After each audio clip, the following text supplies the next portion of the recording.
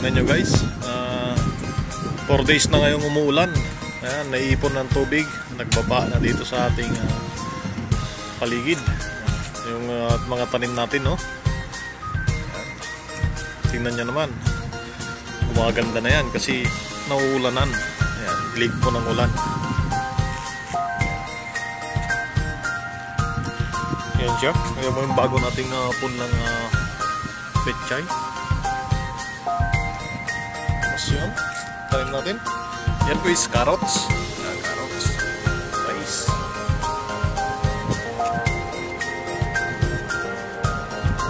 Ito po is repolyo. Yan, repolyo po yan.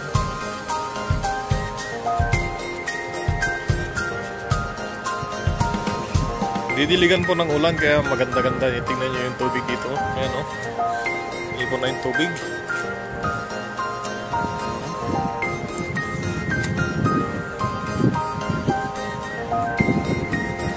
Umulan po siya, tuloy-tuloy po yung ulan. Pang 4 days na po ngayon. Ayan, tingnan nyo naman yung ating mga tanim. Yung gumaganda na naman.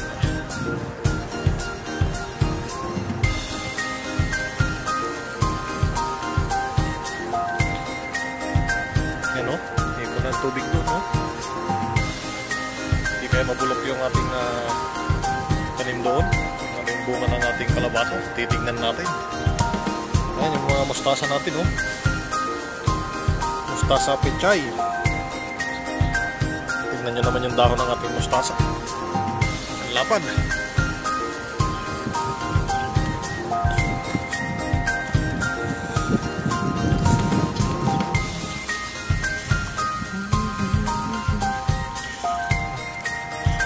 Oh, yan ang ating mustasa.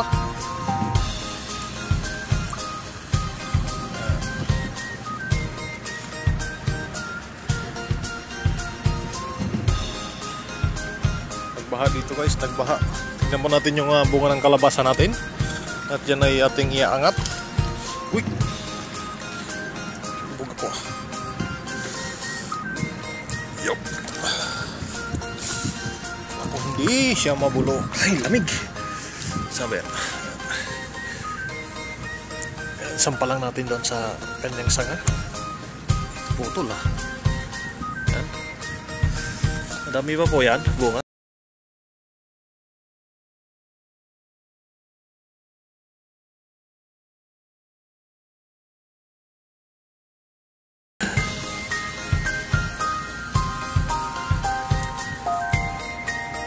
Yan. Gusto. Meron pa po yan dito. Hanapin lang po natin. Ayan, yung maliit to.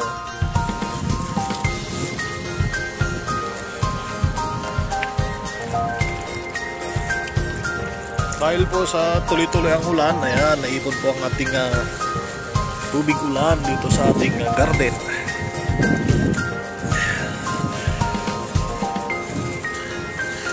Meron pa yung bunga dito. Hindi ko lang makita kung nasaan na. Ayun, napulok na. Nalaglag na siya. Sayang.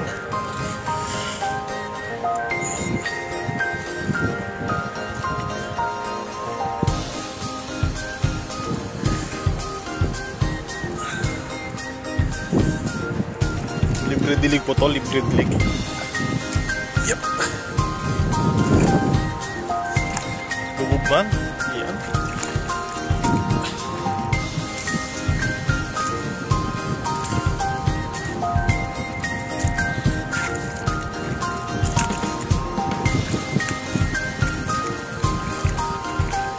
Yung isa doon, isa nakasafety naman yung isa doon. Ayun o. Nakikita nyo yung bilog na yun. Yun. Safety naman po yun yun. Bunga po yun. Hindi naman po siya nababasa. Yung kamote natin, gumaganda na rin. Ayan, kamote natin.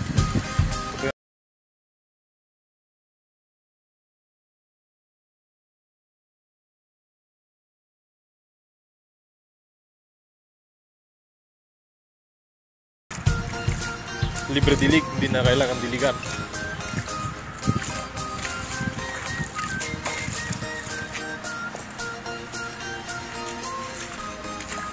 Yan, namulaklak na yung naunang pechay.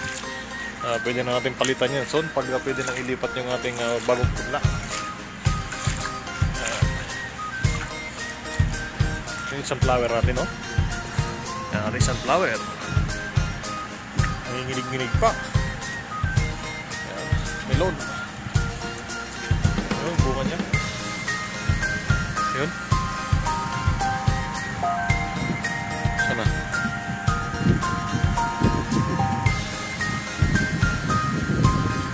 Makita?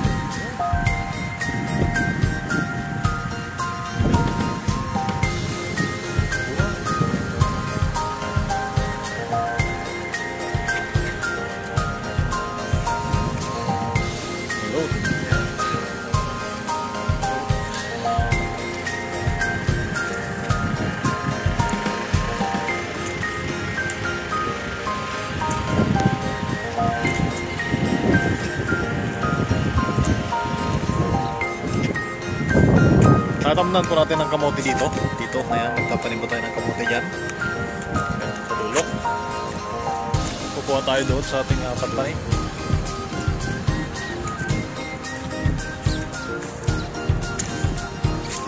Ito mo ba sa kabila isa pipino. Ito po yung ating pipino. Ayan. Yan po yung ating pipino. Ayan. Pati po yung ating kalabasa is may bunga na rin, malaki-laki na. Dito yung kanyang bunga. Ayan po yung kanyang bunga. Ayan, makikita nyo yan. Ayan, malaki na po yan. Ayan.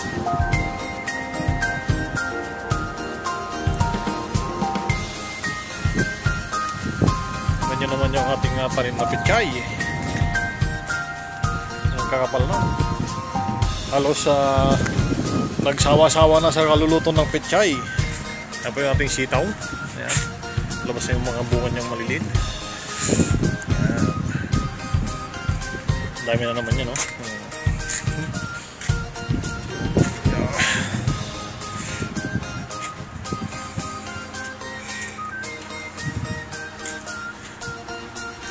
Yan. Ito po yung sampalaya na mahaba. Tingnan nyo naman guys yung ating tanim. Ayan. Marami pong bunga yan. Nakatago lang. Ayan, oh. Ayan. Oh. Oh. Yun. Ayan. Oh. Ayan, may malaki dun, oh. Oh. Meron pa dito yan. Ay, kinuha na nila. Ayun. Ayan, oh. Sa baba, oh. Oh. Oh. Ito pa. Ayan. Kamatis natin, marami ring bunga. Tingnan nyo naman.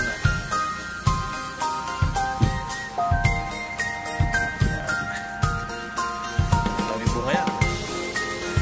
Kamatis natin. Ang talong natin, isa may bunga na rin. Ayan po yung ating talong, may bunga na rin.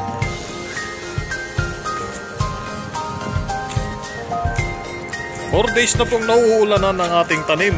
Ayan, tingnan nyo naman. Ayan, kamatis, ang daming bunga yan. Hindi na nilagyan ng balag, gawa ng sagabal pa. Ayan, sili, marami rin bunga. Ayan, oh. Ayan, maliit pa lang, namumulaklak na.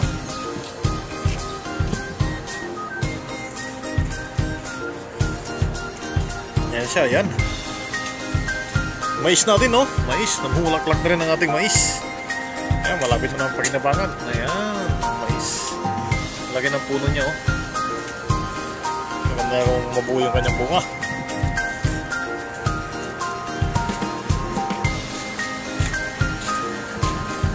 Ang ating tanim. Ayan.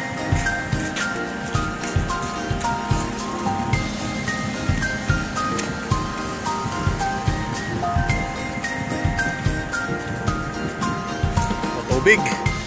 Baha. Sa ilang araw na ulan ng ulan, ayan ang nangyari. Pero magtatanim po tayo ng kamote ngayon para hindi na tayo magdilig at makarecover na mabilis. Mustasa po natin, pwede sarap po itong ihalo sa sinigang.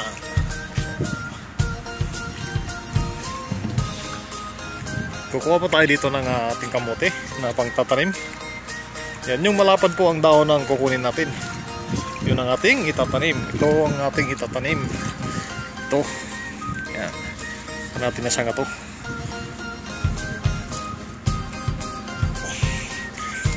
Yo. Ito. Diretso tanim na po yan. Doon natin tatanim. Bawasan natin para dumami ang kanyang sanga.